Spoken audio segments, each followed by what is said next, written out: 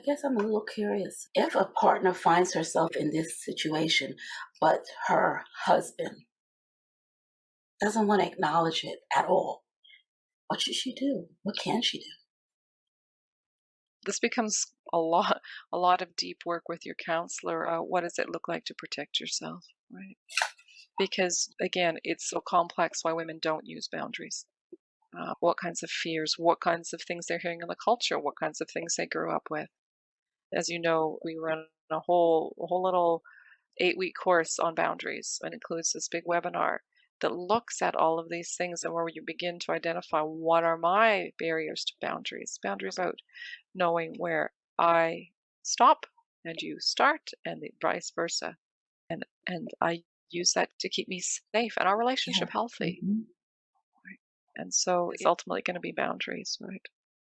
Some women, boundaries do have to look like leaving eventually. And that's one of the barriers for some women. Oh my goodness, if I use boundaries, that'll be the end of the relationship. Yeah.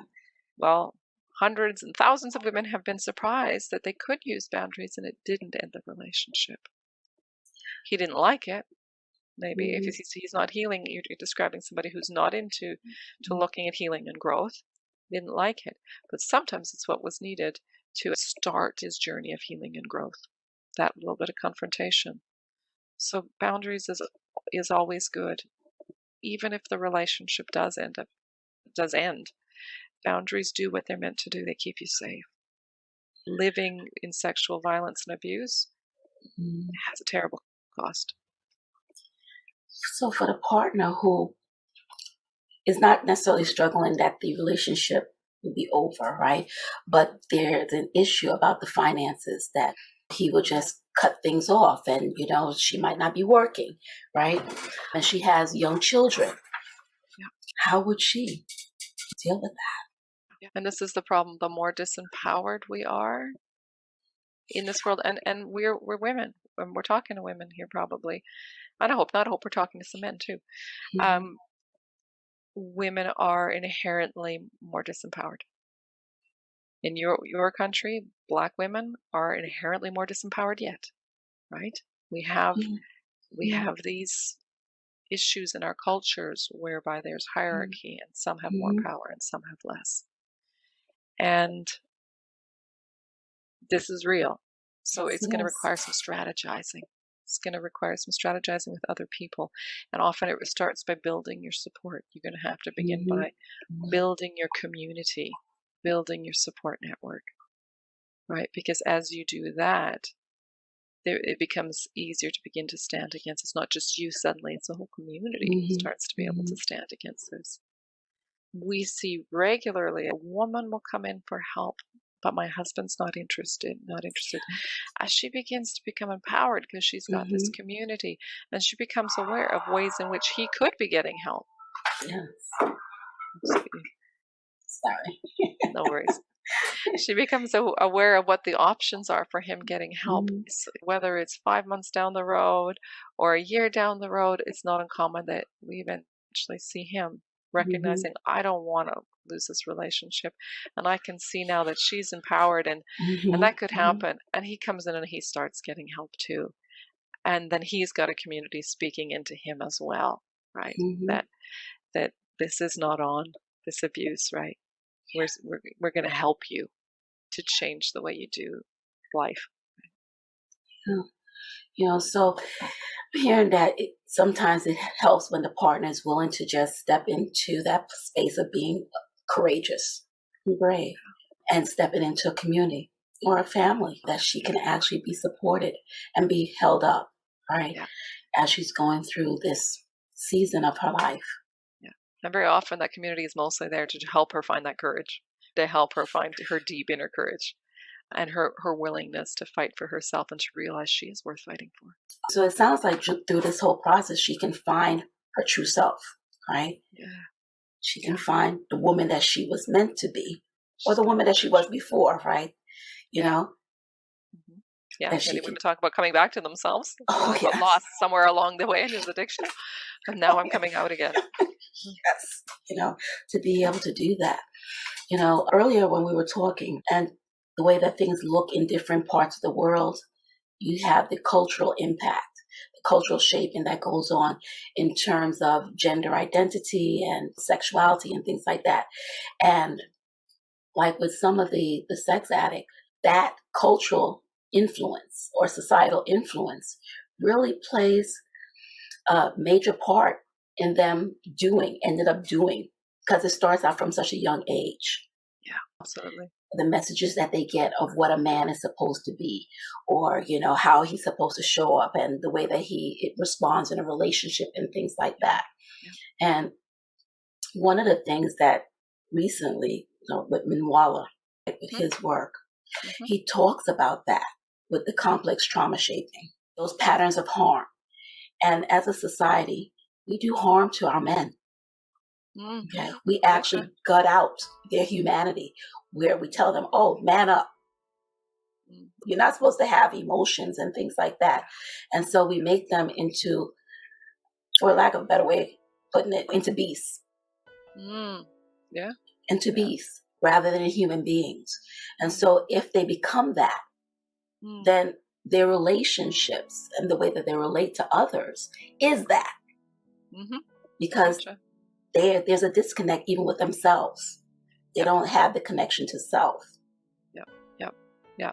Everything's about self-protection in many ways, right? And so it's what can I get, right? So like a kind of a beast, like a predatory beast, like a predatory mindset of what, and I don't mean sexual predator when I say that. I'm talking about just a general kind of consuming, right? And what can I get? Yes. Because if I don't try and get it for me, my needs won't be met. Exactly. Right? So, yeah, you're right. There's a whole culture and society behind this, and the culture and society is very pornified too right now, and a very blasé attitude towards porn. Oh yeah. And you know, there's this growing body of research about how porn shapes appetites, how porn changes attitudes. It changes attitudes towards violence, and it also creates what's called porn-inspired sexual scripts. So again, where I begin to mix violence with sex, and to see violence as sexy. But again, that's a very predatory way to view sex, right? It's, you know, and it's mixing cruelty with arousal. And if you do that a bunch, your brain's going to wire to it, right? And it can all be undone. I don't want anybody to hear, oh goodness, this is it, society's ruined us all. Not at all. But we have to fight, and it takes time, and it takes work, and it's some effort to change that, but it can totally change. And men are doing it all the time. Men in recovery are making those changes away from that kind of predatory, self-protective, self-absorbed kind of perspective on the world into living open, right? Living open-hearted, open-handed, others-focused, finding joy. In this self-protective state, there's no joy. There's no joy in that because there's no connection. Here, there's possibilities for connection and joy. So in terms of them being able to rewire their brain, because the brain is constantly changing depending on the way that we use it, it prunes itself, right? That's right. So it'll drop off what's not being used. It's almost like decommissioning. Those train tracks, you have certain real, it gets decommissioned. So you can actually decommission one of the lines inside your brain. What would it take for them to be able to really do that? To really move from kind of a person who's doing sexual violence and to begin to say, you know what, I'm doing intimacy. I mean, that's a huge, that's an interesting, and in many ways that's what we're doing. We talk about this, first there's this awareness, right? This awareness and acceptance of, this is not life. This is not living, right? I don't like this. Whether you want to adopt the word addiction or not, it can be helpful to see my behaviors are addictive or abusive, but you don't have to adopt that language to be able to say, I don't want to live this way anymore. I don't like it. So first is that recognition, something's got to change, right? And then often there's the next step is around kind of humility, right? I can't do it myself, because many people will start by trying to do it themselves. I'm just going to stop watching this porn. I don't like it. It's not good for me. I don't like the cravings and the draw and the constantly thinking about it. And they go, sometimes they go months, occasionally. A lot Yeah. of our young men can't go months because Mhm. they've started so young, and it's been such like part of their lives from such an early age on a really regular and frequent basis that they may only make it weeks, like a couple, and then they find themselves right back into it. So there has to come a point of recognizing I am powerless, and this is the first step in the 12-step programs, right? Is that recognition Mhm. of powerlessness. I'm going to need help to do this. And then there's that kind of that movement towards humility, right? And I'm willing to ask for help. I'm willing to seek out safe people and get help. Joining a community, right, is a great way to do that, to Yeah. find that help. Yeah. As you were sharing that I am powerless, that I need community, what came up in my mind, right, is that that's actually them being powerful. The power that comes in vulnerability, in that kind of acknowledgement. It's like, yeah, I know I need help. And that's them really taking their power to reach Yeah, out for what it is that they need. yeah. And it's so funny how often everything becomes the antithesis, the opposite of what you thought. So much of this self-protection was, right, I have to stay invulnerable, right? Because this is the Hmm. only way to not feel negative emotions. But in the letting go and the opening Yeah, up, and yeah. yeah, it does mean that you'll feel negative emotions, but you're going to feel the joy and Hmm.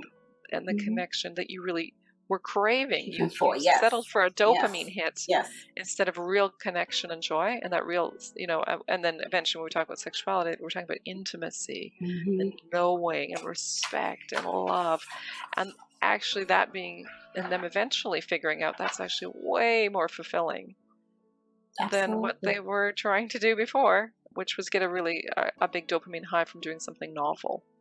With sex addiction, there's a lot of seeking out novelty, right? Whether that's different partners or different acts or riskier situations. That's just upping the adrenaline and the dopamine chemical hits.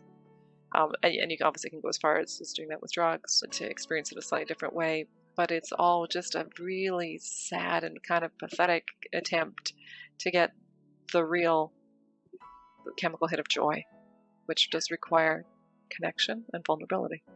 Yeah, it does. So it's like they're settling for the facade of living, but they're not really getting to live. But if they pursue the other, the connection, they will be living, they will be in that place of beingness, right? Yeah, yeah, yeah. And No. this is why it's very often a spiritual journey, because it's the spiritual journey that puts the natural journey on its head.